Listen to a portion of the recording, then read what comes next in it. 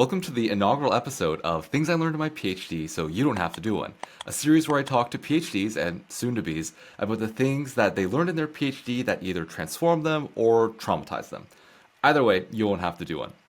My guest today is Dr. Matt Campea. He defended his PhD in 2023 at McMaster University in Hamilton, Canada, in the field of chemical and biomedical engineering. And fun fact about Matt, he still doesn't know what the powerhouse of the cell is, but don't tell him. Thanks for joining me today, Matt. Thanks for having me, yo. Always a pleasure. Yeah. So before we kind of tap into your wisdom here, can you tell me a bit about your PhD, what it was about, and generally how your experience was with it?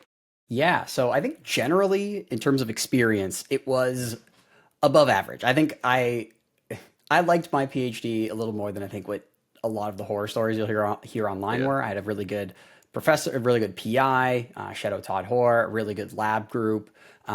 The research was super interesting, and obviously there were tough times, but overall I look back on it very, very fondly. Whether that's a little bit of Stockholm syndrome, we can get to maybe in another episode, but overall it was a good experience. The actual research itself was technically in the Department of Chemical Engineering, but I consider myself a very fake chemical engineer because it was more on like the biomedical side. It was very much a biomedical application. Yeah, and you've told me a little bit about this, where it has to do with kind of like getting drugs into cells, right? Exactly. Tell me, but I have a vague idea, so please tell me a bit more. Yeah, so I think I like to start with the problem when describing what this is. So if we think of any drug or any type of medicine, it doesn't always work the way that we intend it to work. Sometimes there are side effects. Sometimes you need a really high dose or a large amount of them in order for it to work. And a lot of what this field of called drug delivery looks at is why. Why do drugs not work the way that we want them to work? Depending on the drug, there's a lot of different reasons why that might happen, but the gist of it is that it's either not getting into the right cells, it's not getting into the right cells in the dose that you want it to, or in the case of side effects, it's getting into a lot of healthy cells. So, you're accidentally harming these healthy cells rather than harming the disease tissue that you are trying to harm. It sounds like a really bad kind of Uber Eats driver, right? Where it's like not getting it to your door, you got the wrong order sort of thing. And then it's something that makes you sick after. Yeah, pretty much. Pretty much. Not only you're getting the wrong food, you're getting food that's hurting you. So it's exactly, you're always good with the analogies. This is another perfect one. So what my research was looking at was how can we make different types of materials that make these drugs work better?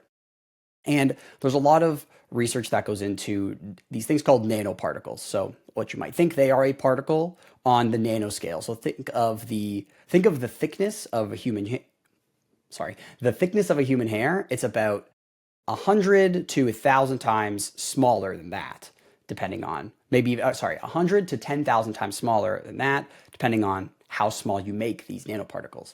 And the idea is these nanoparticles almost act like an Uber driver, where they are delivering these drugs to the right tissues. Or a good Uber driver, I should say. Yeah. 5-star nanoparticle. 5-star nanoparticles. They got the lighting on the floor. They got Gives bottles you of water in the back.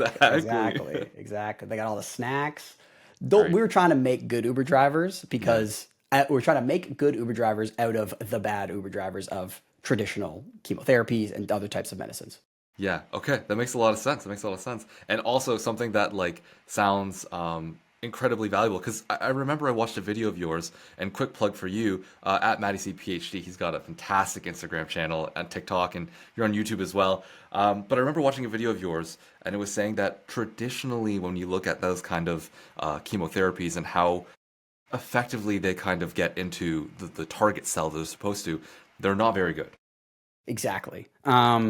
It obviously depends on the scenario, but it's where they really struggle is less to do with getting into the cells, but getting into the cells from other parts of your body. So if we think of the journey that a drug has to go through, specifically my research was a lot of trying to get to cancer. If we just inject a cancer drug into someone's blood, it has to go, it has to go through your blood, circulate around, try not to get into healthy cells, and then go through when it gets to the cancer, I should say, it needs to leave the blood It has to go through like certain types of cells that get out of the blood and then into the cancer tissue. And then it needs to get into each of those cancer cells. And then it needs to get into like all of the cancer cells, even ones that are far away and really hard to get to. So Yeah. trying to balance all of these different factors is what's really, really tough. And just having a regular chemotherapy in this case can't really do all of that when it's just a little molecule floating around. It really does need this nanoparticle or this Uber driver to deliver it to the places that it needs. Or at least that's what our research was looking at, is how, if you change the type of nanoparticle, does that change how effective it is at getting to cancerous tissue and cancer cells? Right. So almost as if, if we're sticking with the great Uber driver example, you've got the traditional ones that kind of just leave it out front of your building if you've got this big office building, but then, a good one gets into the building, goes up to the floor you need it to, and delivers it right to the person that it needs Yeah. to go to. Like if you're ordering lunch that day at work, it will Yeah. find your cubicle. That's what we're Yeah. trying to They'll get. feed it to you. They'll just Just like the little How are you enjoying choo-choo that? train. Okay, that's awesome. I think that makes a lot more sense to me now. And, I think you're doing a fantastic job at distilling down what sounds like a very complicated topic into, Thank you. something pretty palatable. No pun intended. So, do tell me though. Okay, let's get into the meat of it now. What was the thing you learned in your PhD so that others maybe don't have to do one to learn it? Yeah, I mean, other than all of this technical stuff, which is obviously very valuable, I Yeah. think the soft skills is something that I value the most. I would argue most people, yourself included, probably value the soft skills that you learn from your PhD to be the most valuable. And for me, it definitely has to be like you will learn more if you fail faster, Hey, if that makes sense. fail faster. I've heard of fail forward, but tell me about fail faster. Fail faster. Yeah. So I think one thing when trying to do any kind of experiment is there has to be some level of planning that goes on, right? So you have to see, okay, well, how long is this part of the experiment going to take? What am I trying to test? When I collect the data, what's that going to look like? Am I collecting the right data? All these different factors, right? And I think trying to plan every single aspect of that and hoping that each aspect of each experiment doesn't fail is really, really tough. And at least for me, for the first few years, honestly, it was really debilitating. Like I found myself being so afraid of failure that I wasn't doing as much work as I should have been. And in turn, I wasn't learning because Yeah. at least in the context of my PhD and what I would assume a lot of people's PhDs are is you learn more when you fail. So if you fail faster, you'll learn faster. At least Yeah. at least from my experience, that's what I would take Yeah, from it. that makes a lot of sense to me. I mean, it's kind of like I feel, especially coming into a PhD and coming into oftentimes a field that is just entirely like either new to you or you're literally trying to find out things that no one else has really kind of like touched on yet. You Yep. don't know what you don't know, Hmm. right? And so to be going around and kind of, like a house of mirrors where you kind of go into it and you're like kind of just reaching around and like Yeah. when you like slam into a mirror, you're like, okay, so not that way, like I Yeah, gotta go another exactly. way. Exactly. But yeah, you're never going to get through that house of mirrors if you're not trying other routes and you're not Yeah, bumping into other mirrors. It's like, okay, I know I can't go that way now. Let me try this other way. And I think, yeah, I had such a hard time with that for so many years. And there was this one point where near the end of my PhD, I was just like, okay, I have to do this experiment, but I should have done this so long ago. Like, what stopped me from doing this earlier? It really was just my own self stopping me because I was so yeah, nervous of failing that it didn't allow me to progress as fast as I could have. Like, I probably could have either gotten out of there sooner or spent the same amount of time and done a lot more if I had just said, you know what? I have a decent enough plan. Let me try this out and I can learn from this. And, to your point, fail forward. And to yeah. my point, fail faster. Yeah. No, I 100% resonate with that. There's something you mentioned that just getting to do that one thing and after the end of it being like, well, I could have just done this. Why didn't I do this sooner? I find that there's sometimes like there's this huge psychological block that is in front of you starting to do the thing, just starting, the first step. And if you just take one step, or you sometimes, honestly, I've found if I've just like been forced to take one step by some external force, like my supervisor being like, what have you done? Once you take that first step, you're like, well, like everything else, the whole psychological block just falls. And you're Hmm. like, why was I even concerned about this? 100%. It's just that first thing that's the hardest thing, I Yeah, think. 100%. 100% agreed. I think, I mean, I definitely feel that for sure. But do you ever feel like you were able to do that by yourself? Like at least early on, right? Did you find you were able to take that step yourself, or was it just you really needed your supervisor to hold your hand? For me personally, all the time, anytime I have to make a big decision, especially for the first few years, it was always like, "Please, Todd, like show me what I need to do," and only then was I comfortable and confident that I could do Yeah, it. Right? at least you had the sense to ask though, because like Yeah. I was very, what is Newton's second law? An object in motion tends to stay in motion, an object at rest tends to stay at rest. That was me.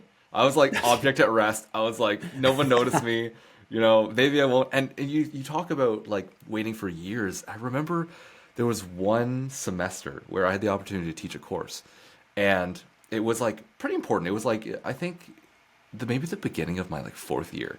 So it was an important time kind of putting things together, and I still had one more study to run. And during that time, I was just like, oh yeah, well I'll teach this course. I'm really passionate about teaching, but then I'll also kind of just do research on the side. And because no one was really like teaching a course was enough to be like, oh, I'm busy. I didn't do anything for my study. I didn't Mm, do any, I didn't submit ethics. I didn't, like think about starting to get on like recruitment or anything, like nothing. And, mhm. COVID didn't help. I'm just telling right now. I graduated like right in the middle of COVID. COVID didn't help. But it means that like I probably could have had data for one more intervention study that I had planned instead of just, having just the one and then some other study I Mhm. happened to have. Mhm. Yeah, so Yeah. so I want to ask you though. So you mentioned like for me, the feeling of not being able to move forward, to be able to take that first step. For me, it was like kind of you talked about a fear of failure, but it kind of felt like I don't know if I'm capable of doing this. Like for me, it was not just like I'm going to fail. It was the like I don't know if I can. And so I Mm. want to know like what did it look like for you when you were in that kind of dark time of like, well, I'm not doing anything. Actually, I might answer your question with a question. And when you Sure. say you're not capable, like you physically weren't able to complete this thing and there was nothing you could do about it. Like, you just elaborate on what you mean by you weren't Yeah. capable of it? Like so there's this topic or this construct in my field, health behavior psych, called self-efficacy, which is effectively just like the confidence you have in yourself to be able to do the thing. And for a while, I'll admit, I couldn't visualize myself being successful. I couldn't visualize how I, at the position I was in, could ultimately complete this study, do the data analysis, which was something I, hadn't done in that particular form, go through the whole process and come out the other side with a paper. I and so for me it was like, well, if I can't even visualize the end, how can I successfully put this whole thing together, Right. right? Right. Okay. So it was more of a completion aspect of it and not that you don't have the technical ability to do these Yeah, things or to complete those steps. Am I understanding that correctly? yeah, like part of it was technical, but that came later. It was really just like I can't even begin to put the pieces together, right? Yeah. Dang. Can we, okay, I think when it comes to putting the piece together, I totally could see, especially when you're just starting and Yeah. a PhD project is just there's so many moving parts. And you're like, okay, I know what my start point is, which is I know basically nothing. Nothing. I know that my end point is I have these problems that I have to solve, Yeah. and I probably know the direction that it or the way that it needs to be solved, or at least the steps involved. But what is each micro step in the big steps is it's daunting. It's very, very daunting. I could totally see that. I think I didn't quite have that kind of feeling in the sense that I like couldn't do it only because in my research, as fancy schmancy as it might sound sometimes, it really is just what you see in the cartoons of what like a chemist does. You know how they just like they take two beakers and they mix things exactly. It was that, except you throw in every once in a while, or most of the time, you would take like a little powder and you dissolve it into some water, and then you mix that into something else. And it's like a child can do this. If you wrote out steps of add this to this and then this and that, Yeah. like anyone can do it. It's just actually getting up and being like, okay, I have done all of these steps. I wrote all the steps out properly and I haven't missed anything made me get in my own head. It wasn't that I wasn't capable of doing it. It was, man, I'm so afraid of not doing it properly every single time because, oh Yeah. man, what if I missed a step by accident and now I've wasted a week's worth of work, right? Because Yeah. that's another aspect of our field is we are making materials, but no one really cares if you make the material. It's everyone cares that you can test it and that when you test it, it does the thing that you want, right? So Yeah. if you can't even make the material properly, you're setting yourself back, and you have to redo that. You're setting yourself back weeks, if not months sometimes, right? So that was, for me, for the most part, that was the big stressor. There was one time where I was there was one set of experiments where we were doing some in vivo experiments where I physically didn't think I could do it. I was like, I actually can't even like begin to do this injection. Like my hands don't do that. That was the only Wow. time I think I felt like I wasn't capable of something. But in Yeah. terms of most of the anxiety came around just like a fear of my own self and my own failure, which is Yeah. just so sad. It's just like I mean, everyone knows, right? yeah, You but can then it's do it. also, I think, Yeah, so relatable. You know? Okay, hopefully. so then and we're just the only two people who like completely just like don't know how to do anything. That everyone's watching this like, who are these guys? These guys Nah, are come doctors. on. And, okay, well, speaking of, I think going back to the point earlier of just going into this being like I know nothing, and then understanding within four, fingers crossed, to however many years, you're supposed to come out of this with like a PhD is a PhD, oh, you're a doctor, and you're supposed to know all this stuff, and so it's like the little building blocks in between can be really hard to like. Have you heard of okay? This is getting really off topic, but have you heard of the pile problem? No. So What's the that? pile problem is effectively like you have a grain of sand, okay, and you put it down. That's not a pile. No one would call that a pile of sand. You take 2 grains of sand, you put it down, right? Now you two, you add another, you add another, you add another. At what point does the grains of sand you're putting down become a pile of sand?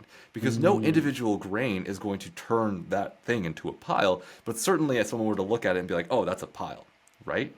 And so I'm thinking like, yeah, like you look at a PhD, like, oh, you're an expert, you're in your field, whatever. But at what point do you actually become the expert, right? I mean, Of your did you have a moment where did you have like a moment of like that where you're like, oh, maybe I am an expert, or at least did you have a moment where you were like, I'm on my way to being an expert? I feel like I'm on my way is like a continual thing. Like I'm like, yeah, I'm on my way. Mm, I'm always learning, but like to the point of being like, oh, I'm an expert now, and I feel I still don't know. I mean, I've yeah. been truthfully out of my field for probably like a year now, in the sense that I'm not like actively publishing in my field and doing the research in that, and I feel like I'm like no longer an expert. And it just feels to me like the scale at which kind of research moves along and some stuff that yeah, it feels different. It feels different. Yeah, I get that. I get that. And I also would not say that I'm an expert by any means. I think someone outsider looking in might think, well, this guy's a nanoparticle expert. It's like I'm barely scratching the surface, and I'm not publishing in mine either. But my job does require me to stay in touch with the same field that I was doing my PhD in. So I am still learning stuff every single day of how do nanoparticles work and all that. But you see people who've been doing this their whole lives, like 25 years of studying the Yeah. same thing that I'm studying, and it's just like they are an expert, and you ask them, even they say like, I don't know if I'm an expert. And it's like, oh my goodness.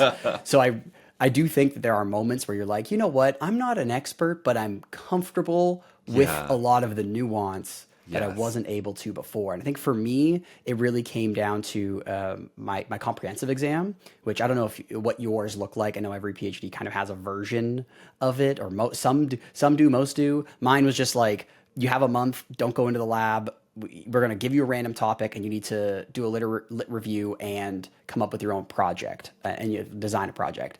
And I absolutely bombed. I did so terrible. Like I passed, but it was Yeah. an awful experience. You have to defend this project by the end. On your Yeah. last day, you have to defend this project to your committee. And I got torn to shreds, rightfully so. It's not like they were being very reasonable. I just did Yeah. not do it properly. I didn't do the process properly. But by going through this trial by fire and by forcing myself to read a whole bunch of papers in a field that I was only kind of familiar with, and then you had to like know enough so that you could make something new and then defend that thing. It just, when I found myself going back into the lab for my own research, I was like, oh, I can I can apply all of those soft skills to Yeah. this area that I'm already kind of familiar with.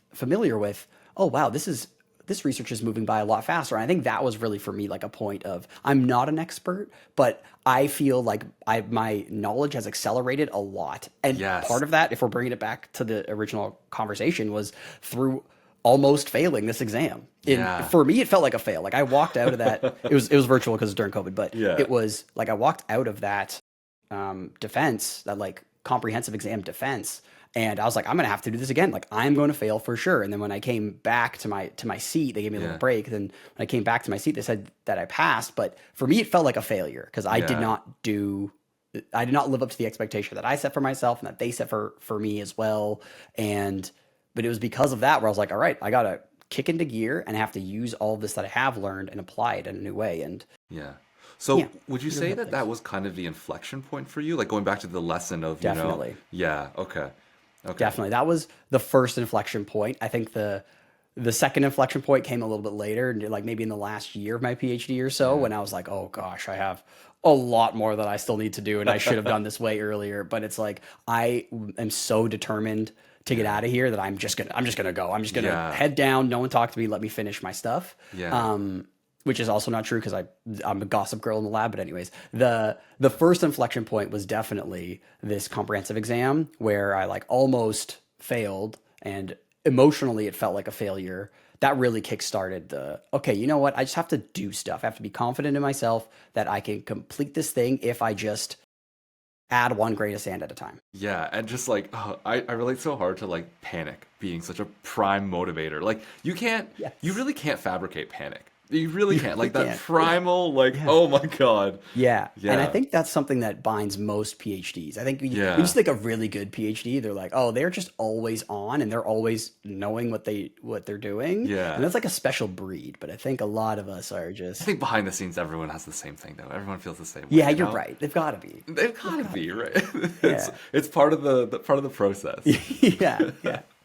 No, that's I totally get and understand that. And I think okay, so here's another question then. Because the question I wanted to ask you was how can someone, you know, take that lesson and apply it to their life in a way where they don't have to do a PhD? And I think what I'm kind of gathering from what we're talking about is that you kind of need an inoculation against failure. You kind of need to like Mm. experience it in a not a profound or really, terrible way, but certainly in a way that like sticks with you. And would Mhm. you agree with that, or do you think that you can not have to experience failure and still just be like, okay, I can fail a little bit, and then that will be fine? No, I agree with you for sure. I think you need Yeah, something to really this is gonna sound bad, but you need something to really like put you in the dirt for a second. Like really something just needs to pummel you for a second. And it needs to be a yeah. reality check and just be like, oh man, like I really have to or like a near miss maybe where it's like, oh Oh, okay. if I'm very lucky that I didn't fail as bad as I could have, and Yeah, you recognize that and you use that as a learning experience. But I do yeah, think either a lot of little failures or like a couple really big ones yeah, I think are very necessary, yeah. unfortunately. But I think that is also kind of science, is That's that it, that's it science. kind That's of learning. that's learning. It's being Yeah. human, right? Like you can't Yeah. kind of go Like through. even like kids in school, like if you get 100% on all of your math tests and you don't really have to try that hard, you're just like, all right, well, like I'm kind of chilling until Yeah, there's this moment where you're like, wow, I actually don't understand this new type of math and I'm getting pummeled right now. Then you yeah. kind of, you learn to work through it. And I think that's that's part of it. I think the other thing too is like failure in a way that you can learn from it and in a way that is kind of related to what you're trying to improve on. Like, I think, for example, like if you are, you're learning how to ice skate for the first time and you just are like, you're having a really bad time. It's really, really hard. But then you go and like try and play basketball for the first time. They're not really like the failure of trying to skate isn't the same as the failure of hitting a bunch of three pointers, if that makes Yeah, sense. I feel like right, there might be some loose connections, but they're kind of separate failure events that don't really cross right. over. So it's almost like if you're going to fail at something that is related to your end goal, or at Yeah. least adjacent. Yeah, is at least adjacent to your end goal, so It's that you like can there's then there's take that and congruence between like what you're trying to do and like what you're yeah. trying. Yeah, Yeah, I exactly. understand that. So yeah, it's weird. This whole thing started off with don't plan too much, just fail, and now we're talking about planning how we're failing, and it's Well, okay, so I think it's less maybe about like, okay, I'm gonna plan how I'm gonna fail and I'm gonna anticipate how I'm gonna fail. And like for me anyway, a big piece of it has been what I don't call it, I call it this, but like other people call it this too, like imperfect action, right? Where it's like I know that the thing I'm going to be doing isn't perfect, right? Hmm. I know for a fact that it's like I don't know enough about what I'm about to do, so it's like I don't know what the outcome's going to be. Um, there's a bit of a almost like a fuck it attitude where it's just Yeah. like F it, we ball, you know? Like we Yeah. find out, we're gonna effort out, we're gonna find out, and then whatever comes on the other side is at least data. It's at Yeah. least something to do, Yeah.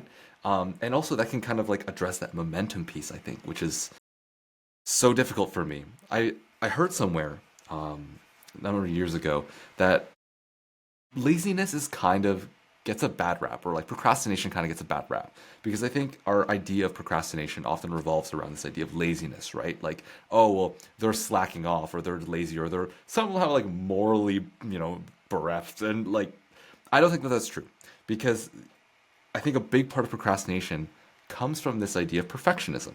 Comes from the idea that like we actually have a bunch of high achievers. Like grad school is full of high achievers, and these are people who they've gone through school, they've done everything right, they've worked hard on exams, they've gotten those high marks, and now they're in a position where that metric isn't as clear, isn't as solid, right? And now you have to just try and achieve for yourself without having an outcome guaranteed at the end, or knowing Hmm. what that success is going to look like. And if you can't visualize it, if you can't see it, then you don't want to do it, because that's not, it's so ingrained in your identity and your character, I think. Hmm. Like directly to your point before, where it's like I was that kid in school that didn't have to try that hard up until like the end of high school, and then undergrad physics just kicked my ass. I was like, Ah, undergrad this is, physics for you. Yes. yeah, Yes. physics, and then Awesome. also bio too is I did And eight chemistry and uh, and and gym and every and course that I took actually. yeah. First year was not good. No, my second year was actually a real wake up call. Oh, me too. I had my first like 65 ever, like my first 60% in anything. I was just like, wow. Engineers are looking at you like that's bad. Like, but I agree, Yes. same thing. Like I almost I'd be dramatic a little bit, but I was like, oh, I don't know if I might have to drop out of this program. I don't know if I'm cut out Really? for it. Same thing. It's just like, man, I am just not good at this. It just turned out to be I wasn't good enough at failing in that thing. So, Yeah. but what was your experience like in second year? Oh, I just, it was all these courses that I feel like when you look at the description of a course and the title, you're like, oh yeah, I feel like for example, exercise psychology, ironically, was a course where I was like, oh yeah, that's fine. Like I know about like moving makes you feel good and whatnot. Leave the course with a 67. I'm just like, I don't know shit about Wait a this. second. What did I learn? And then going to doing a master's in it and being like, oh, this is actually super cool and very different than Yeah. everything I learned. Yeah. So Because yeah, you explained this to me one time, where you were saying that exercise psychology and like sports psychology are like not at all the same. Because as soon as you yeah. said exercise psychology, I was like, oh, this is I watch sports. I know what that means. I see the guys in the suits behind the bench. I know what that Yeah. means. So Yeah. I what's mean, broadly, I think the difference is like exercise psychology is how do we get people who don't normally exercise to try and engage in this very healthy, very, just beneficial behavior, right? And so all the kind of pieces that go into that. And then sports psychology is like, how do we get the people who are doing sports and are, super competitive, wrecking their bodies, willing to do anything for like, the team, whatever, to like basically continue to do that, even though we know it's not good for them, because we need them to perform and not to burn out and not to whatever. right? But inside that context, people can be insane, and we can just kind of help them out Yeah. and Yeah. do what we need to do for them. But then outside of that, we recognize that like, nah, it's not for everyone, You can't be doing that. You can't be Yeah, doing yeah, that. for But sure. there's obviously, I'm sure there are parallels, I'm sure, of consistency. Yeah. You're exerting yourself and then still exerting yourself with this consistency when you are already incredibly tired Yeah, and it is what goes is back to the important. self-efficacy piece, right? Like you have to have confidence in what you're doing. That's like one of the first Right. steps. And I guess, it does. I'm realizing it doesn't just apply to exercise. Self-efficacy really does apply to really anything you're doing. Like a lot of behavior change models, there's dozens of them, but one thing that is pretty consistent across all of them is that people need this confidence to be able to do the thing before they can Mm. even develop a motivation or an intention to Mm. do that thing, right? Like if you're not confident that you can, you know, mix those beakers together, then like you're probably not even going to think about trying, right? You're not even think about trying to then fail. Yeah. Right. Right. It's about getting in the mindset of that. Is that what you're Yeah, trying in to say? a Like way, I getting in. think the Right. if the psychological piece of like failure is okay. I can be confident in trying the thing, and then, maybe it doesn't work out, maybe it does work out. Yeah, yeah, and I Yeah, think makes sense. I think also too comes with like uh, a sense of risk perception. Like, if I fail, how bad is this really going to be? And I think having like a realistic and balanced kind of idea of not just like how well might I do, but how bad is the consequence. Mm. I think might help people make that decision and be like, okay, you know what? I'm willing to try and fail now. I think that's fine. Yeah. Yeah. Yeah. So, okay. So then going back to the final question again, let's say that someone doesn't want to do a PhD and they're like, Matt, give me your best lesson from it. And you're like, okay, you know what? Try and fail faster. Try and fail faster. Is that the ethos? Is that Yeah, don't be afraid of failure. Yeah, don't be afraid of failure. You will fail faster. You will learn faster. You will improve faster. And you'll feel gooder faster. yeah, And I honestly. think that's something that everyone wants, right? At the end of the day, you're not going to want to fail at everything you do or improve to this amazing level in everything that you do. But if you had the option to fail a little bit in order to improve on something that you like or that you are hoping to pursue, I think most people would choose that. Most people would want to do that. And maybe I'm being a little dramatic earlier. Maybe you don't need to have this big failure event, but I think it definitely helps. It helps to learn faster and helps to make future failures not look so scary. Like you don't have to worry like, am I doing the right things? Like sometimes you don't have to do the right thing to be the most optimal thing. You can just do a thing that feels right in the moment. And if you learn on that and improve on that after, you'll still get so much fulfillment. Sorry, you'll still get so much fulfillment from it and be better off in the long run. Yeah, yeah, I totally agree. Listening to you talk, I think about something I think about now when I approach a lot of stuff that I do is that statistically, I hope I live a long time, honestly. I really, really do. But statistically, I will fail sometime in the future. This is not like at this very moment, I am not going to never fail again. And so I'm going to fail at some point. And if I accept that sort of like cardinal principle, then I know I will fail and I accept that I will fail. And I also can accept that statistically, I will be successful many times in the future. And so if I kind of like just look at my life as a timeline and I'm like, there will be failures, there will be successes. Even if I fail, that is one step closer to the next success. And so if I want to get there, I'm going to have to at some point encounter failure, right? And same thing with success. If you encounter success, it very will likely not be only success. There will be Mm-hmm. failures. And so I think Mm-hmm. once you kind of accept those things, like you said, it helps you get through it faster. Mm-hmm. Yeah, and I think someone to your point of you will won't only be success. I think if there's people who only have successes, Hit that's a me bit of a up. red flag. What's going on there? All right, what's going on there? Even though I love if they take it in a positive way and they're like, oh, like I have no regrets. Look at how much I've improved. Look at all the success that I've had through a little minor failures. That's fine. Obviously, don't get hung up in the failures. That's kind of the whole point. But people who have no failures, I feel like you can kind of tell, if everything seems a little easy, like a little too, everything's been a little too easy. It's like, no, you kind of want, you want to fail a little. Yeah. And Anyways. yeah, no, and I was gonna just to that point. Randomly I got an email this morning from like my work, and like apparently I won an Apple Watch. So Hey, just randomly through like a congratulations. draw. Yeah, yeah. So like some people just do encounter success, and I was just like, oh yeah, Yeah. that was nice. I didn't have to fail that at Yeah. all. Now that you mentioned, I actually never fail. I never fail. As of 9 a.m. today, But I I never also fail. also to your point of like, failure, I think that failure can also be can change, can be perceived differently, right? When you're like, oh, I don't have regrets, and like, I think a regret you have now doesn't have to be a regret you have later, or a failure you have now doesn't have to always be a failure later. Like, to your point of your defense, I'm sure coming out of that candidacy, you were just like, that was awful. I failed, Hmm. right? But looking back on your PhD and what you've described to me now, that was essential. That was almost like the point. I Yeah. can't believe I didn't mention this earlier, but that is a big fuel to the fire at the end of my PhD. So this comprehensive exam happens, it happened like maybe middle-ish of the PhD or like early end of middle. And, this comprehensive exam, the defense in the comprehensive exam went so terribly because I wasn't prepared enough and I didn't come at it from the right angle. And I was just, I dug myself a lot of holes that I couldn't get out of. It was Yeah. literally get it. It's like a bad Looney Tunes cartoon. Like fall into one hole, climb, spend the whole episode climbing up, fall right back, get up, fall right back. It was Yeah. so bad. And then the end of my PhD, I spent like every waking minute for like the 2 weeks leading up to my defense, just like prepping, like really prepping, because I knew that I did not want to make Yeah. that same mistake. I wanted to be so prepared. And I absolutely, like, I am very proud of the defense that I gave, to Yeah. the point where I honestly, I had a ton of fun. I had people who Yeah. were at my defense who said, they were like, wow, that was really good. And I kind of enjoyed myself. Like, I Yeah. didn't really understand what was going on,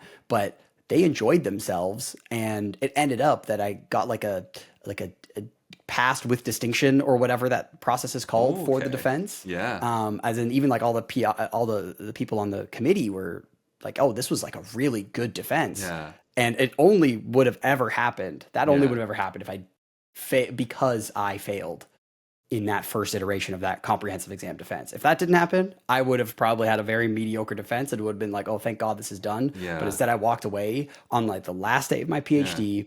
I walked away feeling amazing for the work that I did and the way that I could explain and defend that work of, this Yeah. almost 6 years of work. Like, felt good. It felt fulfilling, and it was Yeah. only possible through failure. What you're saying, it sounds like in order to pass with distinction, you have to fail with distinction. Fail with distinction. Right? Mm-mm-mm. No, Perfect. I love it. And I think that's a fantastic kind of just point to just end the talk with. Matt, thank you so Couldn't have much said it better myself. Yeah. for sticking around. Like I said before, Matt has a much, much more successful social media presence than I do, so please do check him out. It's Not at for Matty long. C PhD on Instagram, on TikTok, and on YouTube. Right? Yeah, you got it. Thank you All so those much, things. Yoa. I am very excited to see how you fail quickly and succeed even quicker. Yeah. And Well, if this recording doesn't work, then it's not going to show up at all. I'll have just failed and just never talk again. I'll probably just quit, honestly. I'd understand that, actually. I'd Yeah, I understand that. totally get it. Totally get it. Oh man, always a pleasure. Thanks for having me on, and No worries, Matt. Thanks for hopefully we got to joining. do this again soon, because that was a ton Absolutely. of fun. We'll fail again soon. All right. Thanks, Matt. Thanks, Yoa.